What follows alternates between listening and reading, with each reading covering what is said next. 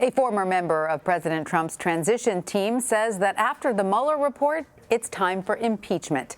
After reading the special counsel's findings twice, J.W. Verret published an op-ed in The Atlantic titled, "The Mueller report was my tipping point. I was a Trump transition staffer, and I've seen enough." The lifelong Republican published the piece even though it may amount to, as he calls it, career suicide. And J.W. Verret joins me now. He is also a law professor at the Antonin Scalia Law School at George Mason University in Virginia.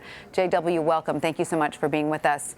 Thanks for having me. First off, what was it about the Mueller report exactly that made you believe President Trump needs to be impeached? Well, it was clear from the tone of the Mueller report and very clear from taking it as a whole that it was intended to be a referral to Congress to commence impeachment proceedings. That's clear from the report. And it also outlines what may amount to 12 separate counts of obstruction of justice. Now, we have to have a full impeachment process to get there, but there's certainly enough to begin the investigation that an impeachment process entails. And we have to remember that impeachment is not the final decision. And I think the American people will see that as the process goes along. Right. They'll be reminded of the basic civics lesson that what impeachment is. So you just want to see the proceedings begin, or do you actually think that President Trump should be removed from office? If I had to guess, if this were a normal case going to trial, I think it would sail past the grand jury, which is effectively what starting an impeachment process is intended to be. And then if it were a normal trial, I think the defendant would probably settle, would probably accept a couple of the counts of obstruction, probably try to get out of some of them. If it went to trial, they might, lose on some of the counts and not others. I suspect a normal trial would proceed in that way. And, of course, this is different. This is a political process. I think it will be drawn out and probably should be drawn out over a period of time for the American public to learn what's going on and for the Congress to learn what's going on through a more forceful process than the independent special prosecutor's investigation. But do you think it's likely, just to press the point, based on what you've read in the Mueller report, that President Trump, or do you believe he should be removed from office based on what you've read? I think he should be impeached. Let me just hold it there now. I waited to come out to say he should be impeached until I read the Mueller report. I'm going to wait to say whether he should be removed from office or not until the impeachment process has come to a close. Okay, now you are obviously a lifelong Republican.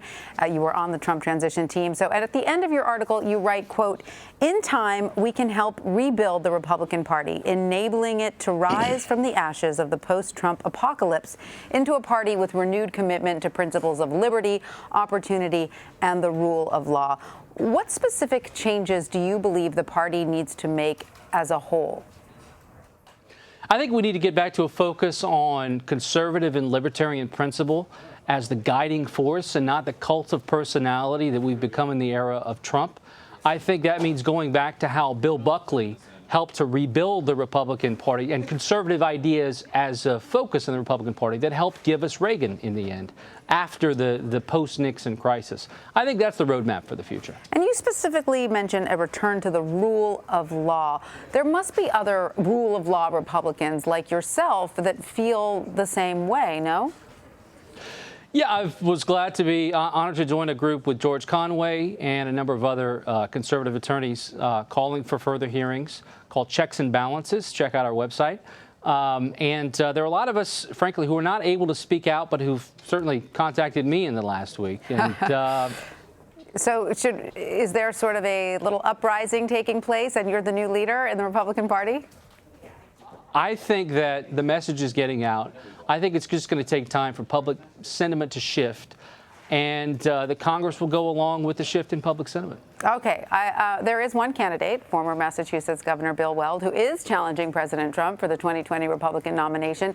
And Maryland Republican Governor Larry Hogan says he is seriously considering running as well. What are your thoughts on these primary challenges to President Trump? I'll watch them closely, and if they tell me what I want to hear, maybe they'll earn my vote. All right. We do know that special counsel Mueller looked into President Trump's transition team. At any point, were you then interviewed by government investigators about the transition team? No, I wasn't interviewed, but I did forward all of my emails from that to the special prosecutor in case they needed to make use of them. Did you see any sign of them in the final report? I didn't see him in there, no. All right. Former Trump transition staffer J.W. Verret, we thank you so much for your time. Thank you.